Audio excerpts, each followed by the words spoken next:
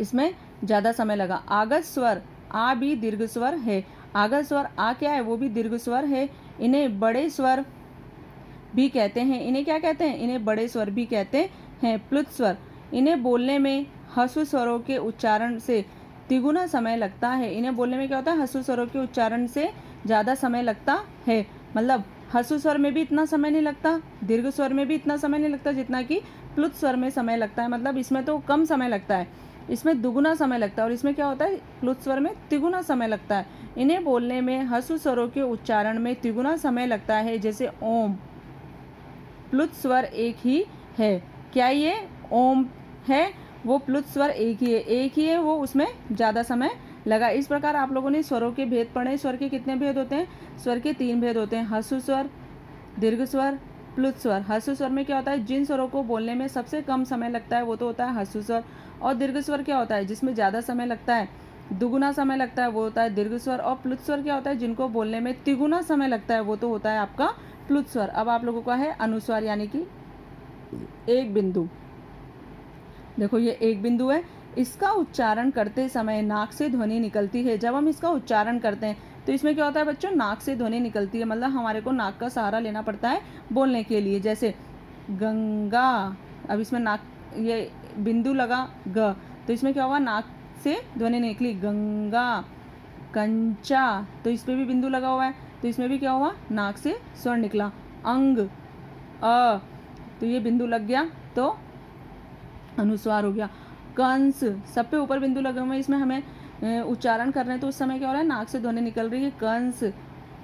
पंख, प पे ऊपर बिंदी लग गई तो पंख हो गया ये, इसमें भी हम बोल रहे हैं तो नाक से ध्वनि निकल रही है, आदि। तो इन सब में क्या होता है, अनुस्वार में इसका उच्चारण करते समय नाक से ध्वनि निकलती है। आया बच्चों समझ में?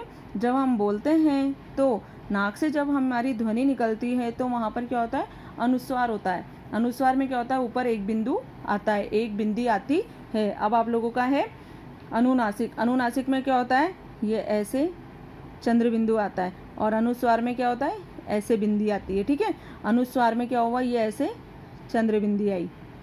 इसका उच्चारण करते समय ध्वनि नाक और मुंह दोनों से निकलती है। इसका उच्चारण करते समय बच्चों क्या होता है, ध्वनि क्या होती है, नाक और मुंह दोनों से ही निकलती है। जैसे कांच, कांच, तो कांच में ये ऊपर चंद्र बिंदु लगा। चांद, तो चा पे ऊपर चंद्र बिंदु लगा। अंगूठी, तो ये अंगूठी पे क्या हुआ बच्चों, अंगूठी पे अ पे चंद्र बिंदु लगा। हंस, ह पे चंद्र बिंदु लगा। पाँच, तो पा पे चंद्र बिंदु लगा। देखा बच्चों, ये देखो इनमें सब में आप लोगों के ऊपर चंद्र बिंदु लगे हुए हैं। जैसा कि मैंने बताया, पहले अनुस्वार में क्या था, ऊपर एक बिंदी लगी हुई थी। ठीक है ना।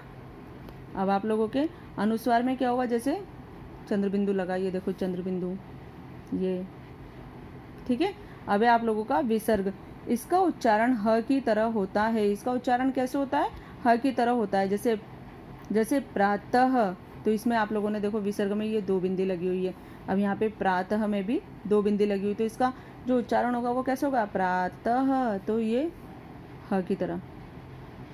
ठीक है, अब हुआ अतः, तो ये देखो अतः पे भी 2 बिंदी लगी हुई है, तो इसका उच्चारण भी कैसे हुआ, अतः, अतः। ठीक है, ये ह की ध्वनि आई है पीछे। पुनः, पुनः पे भी 2 बिंदी लगी हुई है, ये विसर्ग है, तो इसकी ध्वनि कैसी आई है उच्चारण बोलने पे, पुनः, तो ये देखो पुनः, ह आया, आदि। यह हमेशा व्यंजन के बाद लिखा जाता है। यह हमेशा कैसे लिखा जाता है बच्चों, यह हमेशा व्यंजन के बाद में ही लिखा जाता है। ये व्यंजन के बाद में लिखा हुआ है। त व्यंजन है, त व्यंजन है, और न व्यंजन है, ये कभी भी स्वर के बाद में नहीं लिखा जाएगा, यह हमेशा व्यंजन के बाद में ही लिखा जाता है। अब आप लोगों ने क्या पढ़ा, अनुस्वार यानी कि एक बिंदी, अनुनासिक का मतलब है चंद्र बिंदु, विसर्ग का मतलब है 2 बिंदी, और आह। यह ध्वनि अंग्रेजी भाषा से आई है। अंग्रेजी भाषा से आए शब्दों में इसे आ के ऊपर चंद्राकार रूप में लगाया जाता है। इसमें क्या होता है, इसमें बिंदी नहीं होती है, इसमें सिर्फ ये होता है। आपने अनुनासिक में तो क्या पढ़ा था कि बिंदी होती है इसके ऊपर, लेकिन इसमें ऊपर बिंदी नहीं होती है, इसमें सिर्फ ऐसे ही होता है। यह ध्वनि अंग्रेजी भाषा से आई। अंग्रेजी भाषा से आए शब्दों में इसे आ के ऊपर चंद्राकार रूप में लगाया जाता है, जैसे mall, doctor, hall, coffee, call, hockey आदि। आया बच्चों समझ में? देखो, यह ध्वनि अंग्रेजी भाषा से आई है। अंग्रेजी भाषा से आए शब्दों में इसे आ के ऊपर चंद्राकार रूप में लगाया जाता है, जैसे मॉल। तो मॉल में क्या हुआ बच्चों? ये देखो मॉल।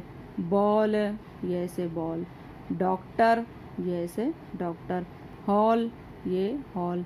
कॉफ़ी, ये कॉफ़ी। ये है कॉल, कॉल। हॉकी, ये आप लोगों का, ये हॉकी पे भी ये चंद्र बिंदु है। आया समझ में?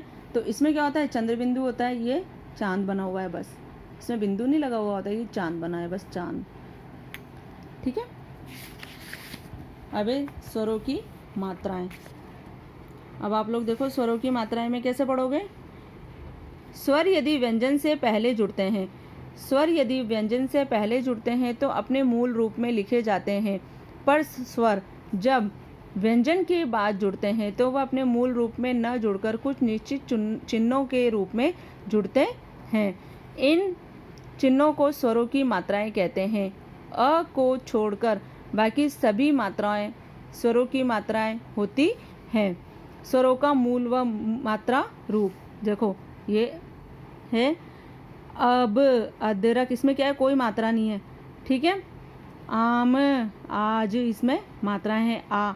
इमली, ईस, ईख, ईश। उल्लू, उस, उन, ऊपर। ऋषि, ऋण, एक, एड़ी। ऐनक, ऐसा, ओस, ओला, औरत, और। ठीक है। तो ये आप लोगों की ये मात्राएं हो गई है। अब आप लोगों का है, मैंने आप लोगों को स्वर पढ़ा दिया, अब आप लोगों का व्यंजन है। व्यंजन, व्यंजन स्वतंत्र नहीं होते, इन्हें बोलने के लिए स्वरों की सहायता ली जाती है। व्यंजन क्या होते हैं बच्चों? स्वतंत्र नहीं होते, इन्हें बोलने के लिए स्वरों की सहायता ली जाती है। प्रत्येक व्यंजन में अ स्वर मिला रहता है। बिना अ के व्यंजन की हलंत लगाकर लिखा जाता है, जैसे फ। हिंदी में मूल स्वर कितने, मूल व्यंजन कितने होते हैं? 33 होते हैं। अब मैंने जो आप लोगों को पढ़ाया है उसका संक्षिप्त में ज्ञान दे देती हूँ। हमने क्या क्या पढ़ा। भाषा की सबसे छोटी इकाई को वर्ण कहते हैं। आया बच्चों समझ में? भाषा की जो सबसे छोटी इकाई होती है उसको क्या बोलते हैं? उसको वर्ण कहते हैं। वर्णों का व्यवस्थित क्रम वर्णमाला कहलाता है। वर्णों का व्यवस्थित क्रम क्या कहलाता है बच्चों? वर्णमाला। भाषा की जो सबसे छोटी इकाई होती है वो तो वर्ण कहलाती है, और वर्णों का मतलब भाषा की जो सबसे छोटी इकाई वर्ण, उसके हम टुकड़े नहीं कर सकते, उसको हम खंडित नहीं कर सकते, वो क्या कहलाती है? वर्ण। वर्णों का व्यवस्थित क्रम वर्णमाला कहलाता है। वर्णों का जो व्यवस्थित क्रम होता है बच्चों वो क्या कहलाता है? वर्णमाला। हिंदी वर्णमाला में 11 स्वरों 33 व्यंजनों के अलावा संयुक्त व्यंजन। हिंदी वर्णमाला में कितने स्वर होते हैं? 11। और व्यंजन कितने होते हैं? 33 के अलावा संयुक्त व्यंजन श, त्र, ज्ञ, श्र, अयोग व वर्ण, अ, अह, अह, अतिरिक्त वर्ण ड़, ड, दूसरी भाषाओं से आई आगत ध्वनियाँ आ, ज और फ भी शामिल है। स्वर स्वतंत्र रूप से बोले जाते हैं और व्यंजन स्वरों की सहायता से। स्वर के 3 भेद है, ह्रस्व स्वर, दीर्घ स्वर, प्लुत स्वर। व्यंजनों के साथ स्वर मात्राओं के रूप में जुड़ते हैं। 2 भिन्न व्यंजनों के मेल से बने व्यंजन संयुक्त व्यंजन या संयुक्ताक्षर कहलाते हैं। 2 एक व्यंजनों से बने व्यंजन, ये मैंने आप लोगों को नहीं पढ़ाया क्योंकि ये आप लोगों का चैप्टर में नहीं है। तो वर्ण क्या होता है? वर्ण भाषा की जो सबसे छोटी इकाई होती है बच्चों, वो वर्ण कहलाती है। अब मैं आप लोगों को कुछ होमवर्क दूंगी।